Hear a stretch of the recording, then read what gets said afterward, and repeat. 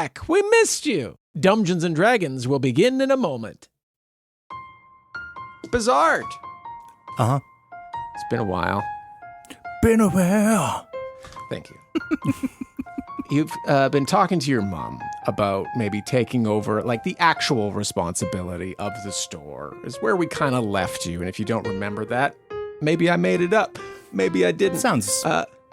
Sounds like something that we came to in one of those last sessions that we played together. But she's actually, because of the conversations that you've had, the kind of arrangements throughout the store you're making, she's actually wanting you to meet Captain Jacob. Okay. So she's invited you out to dinner tonight. And this is, in the terms of like where we are in the episode release timeline, we're backing up a little bit for our other friends that we will catch up with. But you're busy getting ready. She's giving you, the Brood Awakening is having a prime rib buffet. Oh, okay. Very Bench. fancy. Very nice. So you're getting yourself ready to head out, lock up the store at the end of the day. What's Bizard doing to prepare yourself to head out on this adventure of your own sort? I mean, honest, like this is going to be an interview for Bizard. So he is like dressing like he's going to his like final seminar at school. He is presenting himself to the highest degree that he possibly could to use his knowledge and station to dominate this conversation. That's how he's going into this. So, yeah, you've got cloaks on cloaks. That's right. Prim and proper. Mm-hmm. Everything is coiffed. You've just got a lovely haircut from next door. Mm-hmm. And you're locking up the store. It's evening, dusk. Few people on the street, but really pretty quiet. You're making your way, giving yourself a little pep talk for how you envision this to go. And as you kind of round a corner onto Main Street, you pass by an alley, and you hear some commotion down the side street. Like, it tweaks your ear. It doesn't sound positive. You hear someone yell out, and then there's a bit of a scuffle that happens. Yeah, I'll rush down there. I'm a businessman in this town. Got to represent. You run down this side street, and it's pretty shadowy and dark, and you see one person on the ground up ahead of you, and another taller, much heavier set man just lay a kick into this person.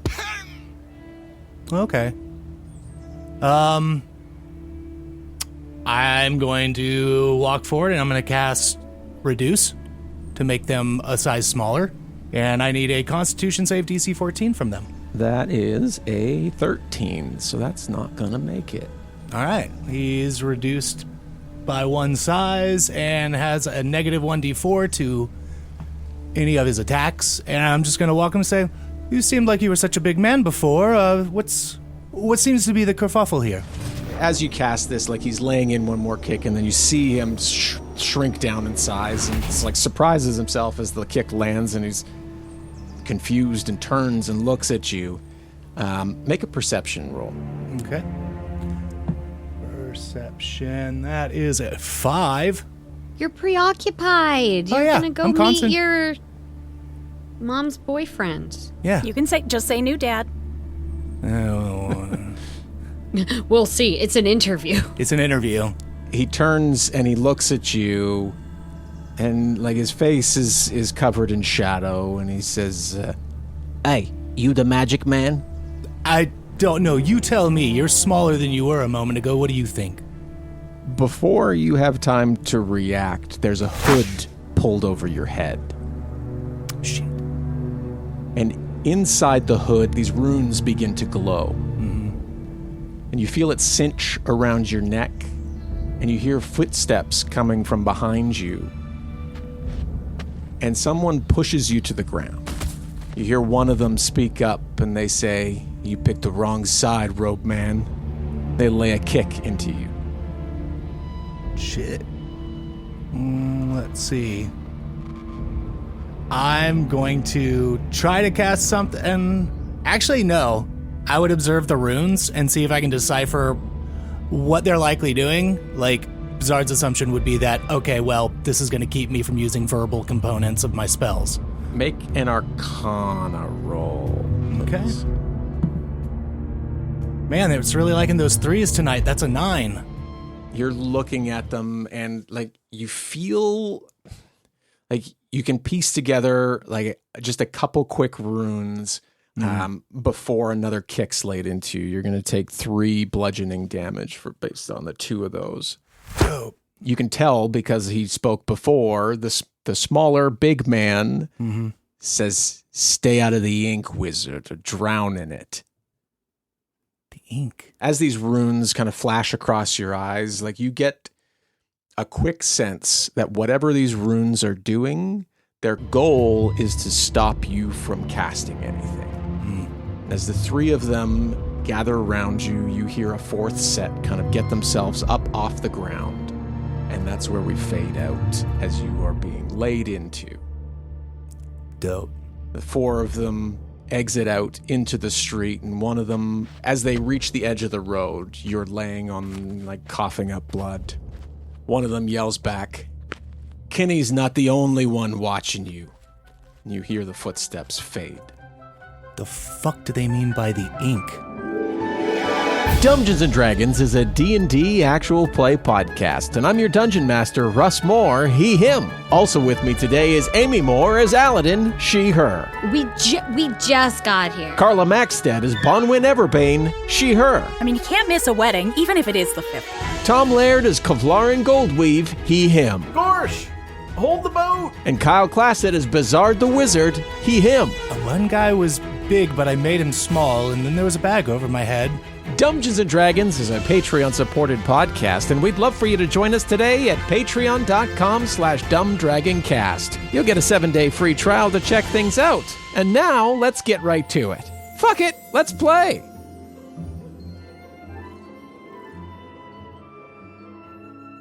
We're gonna cut ahead. It's been a couple days. Catching up to where everybody else is.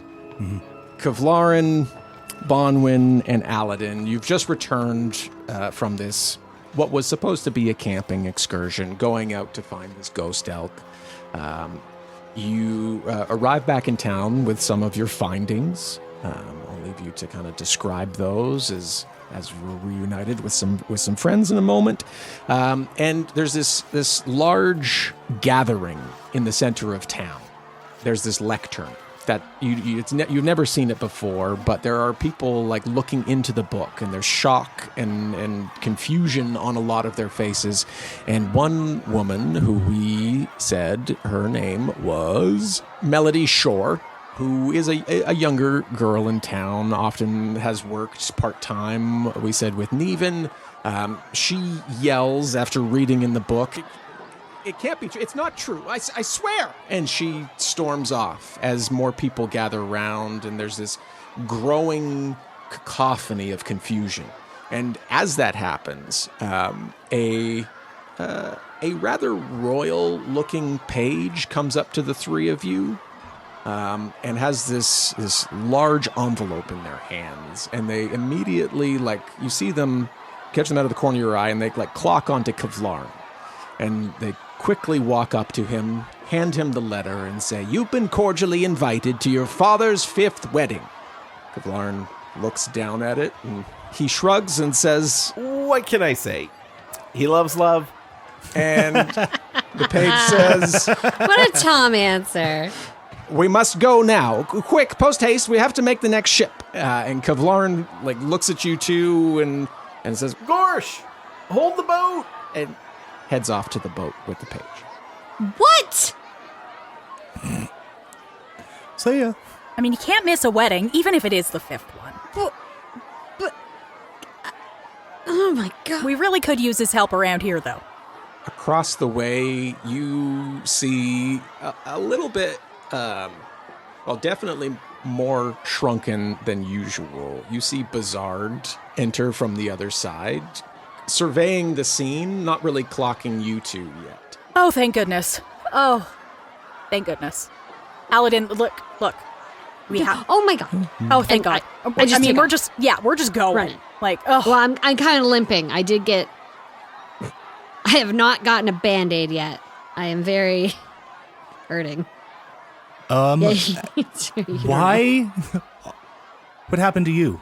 Oh, Before you answer, you look at Bizard. He's got like a black eye. He's bruised. Like he's like cradling an arm. Like he looks like he too has been through some things. what happened to you? are you okay? You look not well. Oh, I have so many things I need to ask you, but first of all, how are you? Are you okay? I'm doing good. Who did this? Honestly, I can't say their name because I didn't get it. Okay, what do they look like? One guy was big, but I made him small, and then there was a bag over my head. That made me... I think I couldn't cast spells if I wanted to. How small? She's thinking maybe she can take this guy. Can we step Oh, on no, him? it's no, not at this point. I would have worn off. But what is going... I'm fine. Thank you. I appreciate it. I will be okay. There's other things I want to talk to you about. Maybe you know, maybe you don't. But what is happening here? Aladdin, Well, you go. I'll add. she kind of like lifts her bloody hands off of her bloody torso and is like, there was a mean ghost elk and they stabbed me. And it was made, it was bleeding ink. Yes. And there were all these papers, and we met this guy, This happened first. We met this guy. Alistair. He falls Alistair. asleep all the time. He has narcolepsy. Over by the book, as you're describing this, there's an eruption, and someone screams, "You lying cheat!" And you look over and you see another man, Rufus Douglas, who is a local farmer in Vintersmith. He takes a swing at Bench. Oh, no. Whoa. Come on. What? Hey. What the hell's in that book? I want to run up and see the book. Nosy as fuck. You all make your way over there. Bizard and Bonwin trying to break up Bench and this Rufus. Aladdin, you go look at the book, and inside the book, the latest entry, it looks like it's written in very nice calligraphy. It says, Bench waters down the ale when he thinks no one will notice. Is this a burn book? The phrase before it, what you can presume was melodies. She dreams of another's bed, even as she vows loyalty. What? Scandalous. I'm gonna take the book and I'm gonna close it. As you close it, it begins to write. Do you wait? Nope, I slam it. I think that Aladdin has worked with enough tricky books with Bizard to know that a book can be dangerous. The words that you do see before you slam it are, "The maker still dreams," and it continues to write. Okay, well, I'll read that later. This is gonna cause trouble. And I thrust it into Bizard's one good arm. The whole town behind you begins to erupt like, "Hey, what are you doing?" You don't even know if any of this is true. Oh, You guys are all just causing a big problem. Go home! It's all true. You've gone. There's a few people like throw punches at each other. Like this is very unusual for this town. The frenzy. Yeah. I'm getting caught up in it right now. A couple town guards come finally. There were a few in the mix, but they seem to have been caught up in whatever stirring everybody up. But a few more come and like knock them out of it, and they begin dispersing the crowd. I mean, we need to take this book, right? Can't just give it to them. We can't just leave it here for people to get in fights. Seems to be a bad book. A bad book. Have y'all So, seen this book before? This is... We just got here. Yeah, lots of book things though going on. Maybe this is why they closed the schools. I don't know. I hear books make you gay. Is this true? Bizard? I read about it somewhere. That's okay. I was already gay. Welcome to the middle, everybody. Oh, it's the middle. I didn't even see you hit record earlier. And it even has I like the didn't countdown. either. I just Yeah, blew past it. Locked busy it right t- out. you were- That was a this- minute and 35 seconds ago, man. Where you been? That was that other podcast you were trying to pitch, Bird Talk. Yeah. Bird talk. And he's of not course. going to budge on that. Ooh. I get that joke now. Yeah. Hey, We're a little cuckoo over here, okay? did you miss us? Yeah. Yeah, I I missed absolutely. you. Yep. Yeah, we did. We're glad to be back in this year, which is 2026, which somebody just joined the Discord not too long ago and said they were listening to an episode in season 1, maybe, where we mentioned 2026. And that was recorded did? in like 2017 or 2018. So like future premonitions. Damn. I don't know what the context was, but we were talking about it. So I think obviously- flying cars and everyone's living on the moon. yeah, well, Oh, yeah, that nailed makes it, sense. 100%. Yeah. We've done no wrong. I think that's the only future premonitions anybody can ever have is one time they're going to be right, though. Yep. Maybe we Yeah. can be right. All right, 2038. If you're listening to this in 2038 and there's flying cars, come into the Discord and tell us that we were right. We finally did it. Finally. Finally did it. 2038, Yep. which brings me to another fun point, which Google reminded me is this January, of course, celebrates the anniversary of this Dumbgeons and Dragons, and we're in our 9th year. So next year is our 10th year. So we got to plan something big. Oh, Yeah. damn. For our 10th year of the show. Oh, we got to Is that start like thinking the about it. And so do you guys. Bronze Homework anniversary? time. What do we got there? Yeah, I haven't looked Yep. that far ahead. I've just thought of the concept of thinking of an idea, Tom. So Oh, like, here's what sorry. we do. We Yep. get together everyone we've ever played with. oh my God, right? that's a lot of people. I know. The boy. And that's all I've got. Okay. Kyle? And then we do what? I'm sorry, that was We rude of me. actually, no, you're good. We have to write an entire 10 Oh, God. act No, never mind. play. Tom, go. Okay. We fly everyone we've ever played with to a 5-star resort in Hawaii, and we all hang out for a week. Oh, I love it. Okay, so Damn, my idea sucked. yeah, your idea was work. Or I'm always going to choose vacation over work. Always. Yeah. Makes sense. No, that's fair. But you know what? Also, I will always choose our listeners over our non-listeners. Mhm. Yeah, Thanks for listening, Jess. because the non-listeners will never know. They'll never know. How could they know? They can't know unless you tell them to come listen, and then through inception or osmosis or some other Persuasion. technically. Threats. Oh. any of the above, they'll become listeners, and then they'll know. Okay. We What did are we it. talking about here? Well, I mean, That's the middle. I think we've talked about it, but what we haven't done is dedicate it to one of our patrons. Oh, of course. Let's do it. Yes. So And you've been running today's this whole Gotta do that. time. episode, which we would love for you to come join us at patreon.com/dumbdragoncast, where when you are a patron, you get an episode dedicated to you, like today's patron, Les Winzel. Thanks, Les. Les. Oh, Les, thank you so You're much. awesome, Amazing. Les. Amazingly awesome. In that, Shout out from Loki. Shh. Our dog would Yeah, like let's to go. hey, but you can join us like Les, again, patreon.com/dumbdragoncast. Help us fund this Hawaii trip. Maybe it could I not be believe so, Hawaii. yeah. Maybe it could be Greece. Oh, Okay, sure. All right. Greece. Mykonos. Yes, Here we come. Mm-hmm. There we go. I So could see myself do in it. Greece. help us fund this 10th anniversary something that we're going to do. And you too can get an episode dedicated to you, as well as a whole bunch of other bonus content. But that said, we'll get you back to the episode. Thank you so much for being here. Excited to be back for the new year. Hopefully you are having a wonderful time. And we'll talk to you soon. Love you. Bye. Love We you. did it. Bye. Love you. Love you. Bye. Thanks, guys. Sorry. Are you okay? Yeah, I feel like yeah. I'm asking people, are you okay? Way too much today. Benj, where did this book come from? I don't know. I was working, and I mean, to be fair, he's not wrong. It's not wrong. I do, and I'm sorry.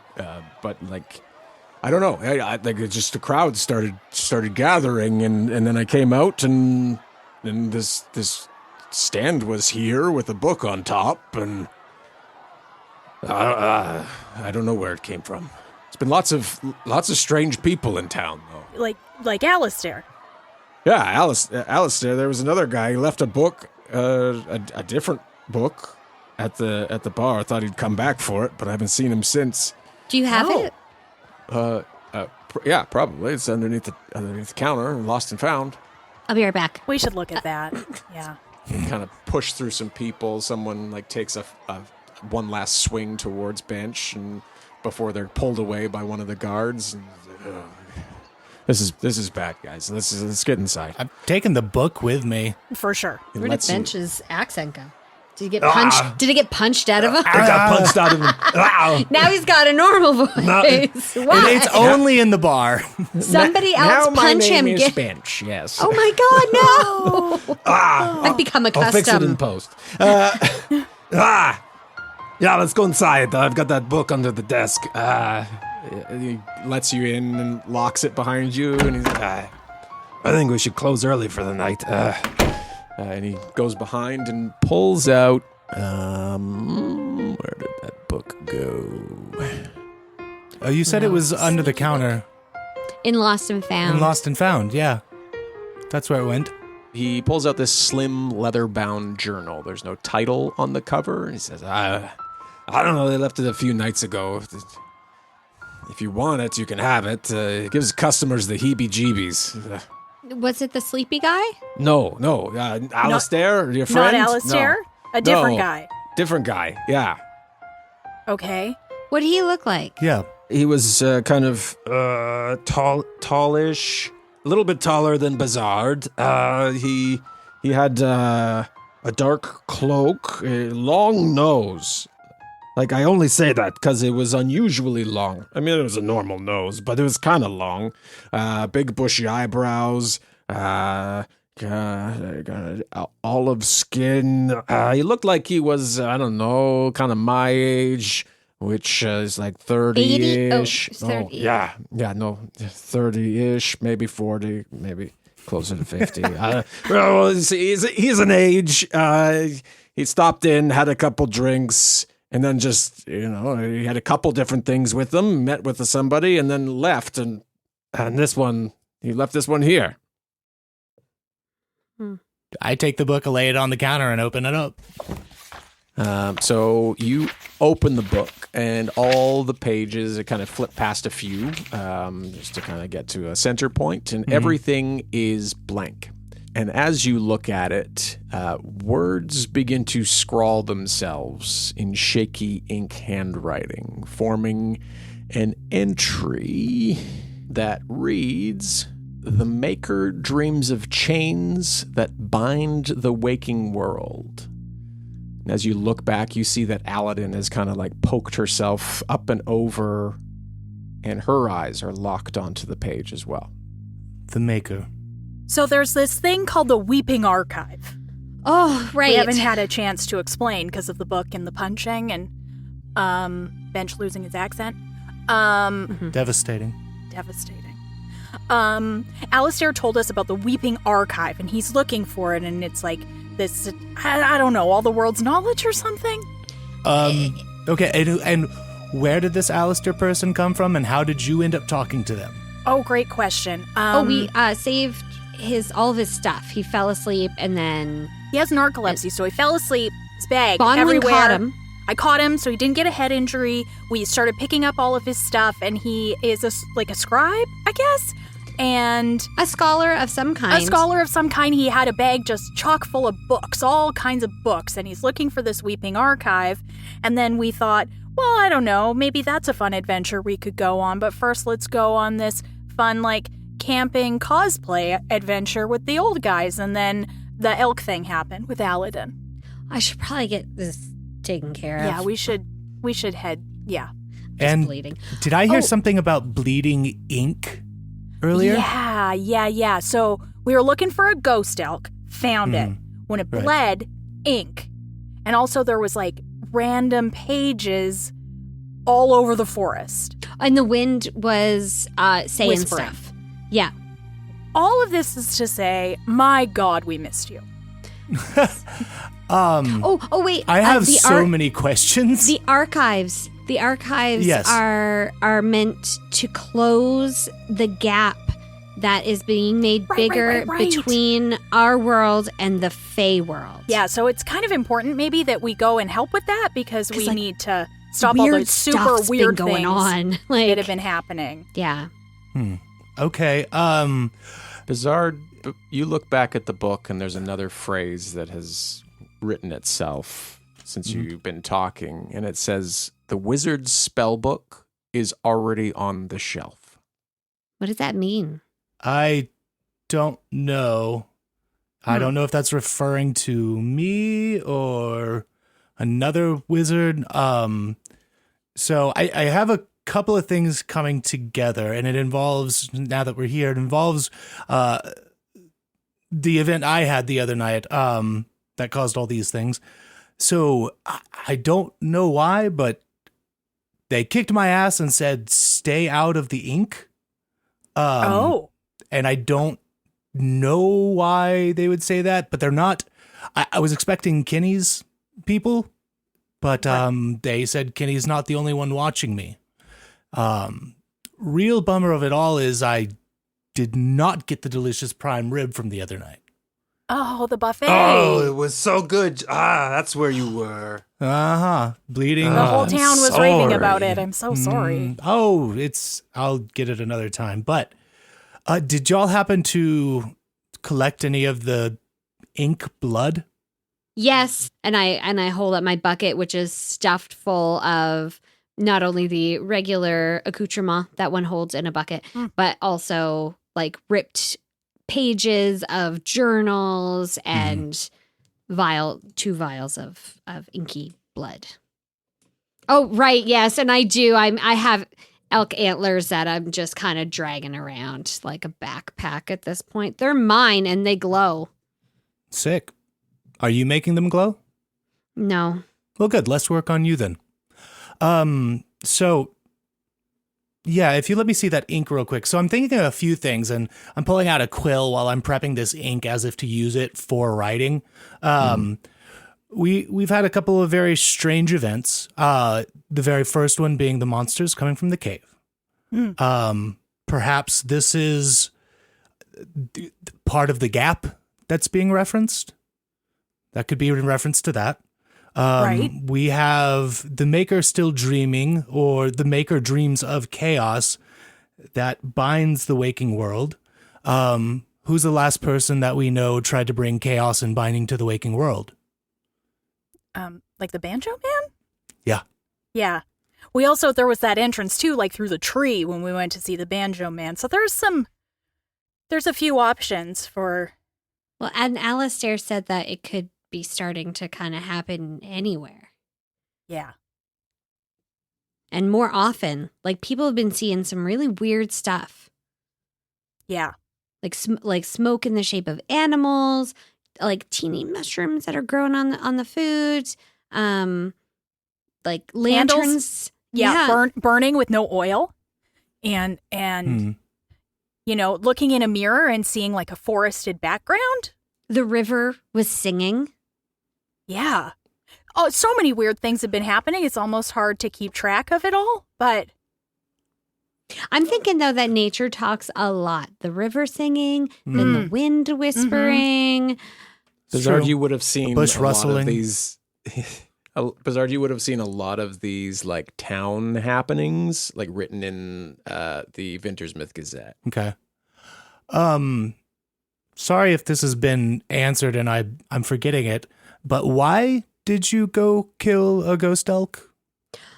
So Folin Varam, that nice older man who was my new client and I was making all that stuff for him, his other adventuring friends all came, kind of a group of retirees out for an adventure, inexperienced, I would say. Gotcha. And a couple of them and one of their, butlers said, you guys should come. We're going to find this ghost elk, go out for a couple days. We thought it would be kind of nice, like kind of a camping trip.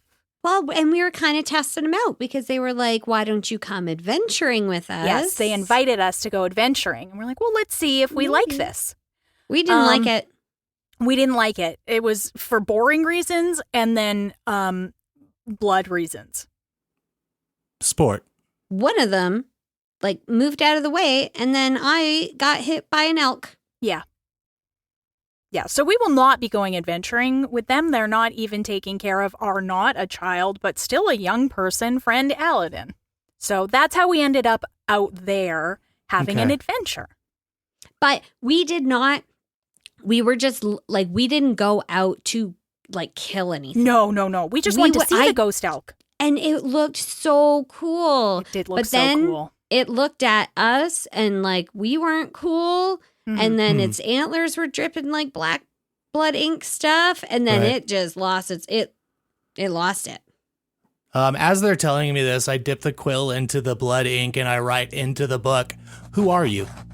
As the ink touches the paper, you get to the end of the phrase and the ink behind it begins to smear across the paper. And then it begins to form in tangled glyphs. There's definite familiarity to a lot of the glyphs and runes that you've seen over these last events that you've been talking about. In the hood? In or the not hood. in the hood? Yeah. Yeah, there definitely are some both similarities to the one. There are some similarities to some of the ones you saw in the hoods, but definitely more so in the Fae. Like the ones you saw written across the path and that sort of thing. It forms into these tangled glyphs. So you don't know What they're saying. But there's something trying to communicate back. Appears that way or may appear that way. And as it does so, you pick up a faint smell of burnt parchment. Can I, see what he's writing? I'm not hiding it. Yeah, it's open on the counter. What if you drew a picture? I spin the book around and hand you the pen. What if you drew a picture? Art was Tally's thing, and I draw very crude sketches of like a deer's head with antlers, and then a question mark beside it. And then a happy face with a question mark or a sad face with a question mark. Because how do you communicate with someone who doesn't speak the same language as you? I mean, math, I guess. But I don't know math. So I didn't have a lot of schooling. Exactly. So hence these pictures. There were no art classes. Yeah. So you draw pictures of the deer or the elk, I assume, is what you're reflecting. Happy, sad, and same thing as with Bizard. The ink smears itself behind you as you are writing it, and instead of what did, you couldn't read it, but what did look like it was maybe writing a phrase, it draws this circle that is made up of tiny runes, so tiny glyphs that go all around this circle. Then they smear to form this doorway that opens into blackness. I have, and I'm searching through my bucket frantically for a piece of paper, and I read, "The archivist will fall asleep and dreams the door open." At that, you hear a fast knock at the window. And Bench looks over top of everybody. He's just been kind of standing there. He's served you drinks and just kind of standing there watching everything happen. But looks over at the window and he points before anybody turns around. And he says, "Is that your friend from the other night?" You turn and you look and you see Alistair. and he's like waving. I'm and already then- running, so I can catch him if I need to. Yeah, he's before you can even get there. Like his eyes roll back and he falls to the ground. Oh, speak of the devil. I really tried. Dumbgeons and Dragons, Season 4, Episode 44, starring Amy Moore as Aladdin, Carla Maxted as Bonwyn Everbane, Tom Laird as Kevlarin Goldweave, Kyle Claset as Bizard the Wizard, and Russ More as your Dungeon Master. Dialogue editing and sound design of today's episode is by Russ More. Our community manager is Jessica Babiak. Music is from Epidemic Sound, and sound effects are from Epidemic Sound, Boom Library, and Sound Ideas. Our amazing cover art is by Matt Garbutt. A huge thank you to our supporting producers, Gabriel Lynch, Jessica Babiak, Ungarong Kiersen, Perry Mady, Cat Waterflame, Jacob Madden, Old School Gamer D, Craig Zeiss, L.A. Branton, Chibs1012, and Kudzu828. Dumbgeons and Dragons is a Patreon-supported podcast, and all of our amazing community help make sure that we have adventures for you every single week. Come join us today, patreon.com/dumbdragoncast. We hope to see you over there, and you have yourself, right now, a great week. Yes, and we'll talk to you very, very soon. So, do we see him? Yeah. Yes, okay, we you see him. He doesn't see us. Okay. Correct, yes. Sorry, my brain just reversed that. Yeah. And then I was Nobody like, sees anybody. you're all blind. We all blind. just Next stand scene. around not looking at each other. Perfect. Masturbation does cause blindness. Ah. Dumbgeons and Dragons is a Dumb Dragons production.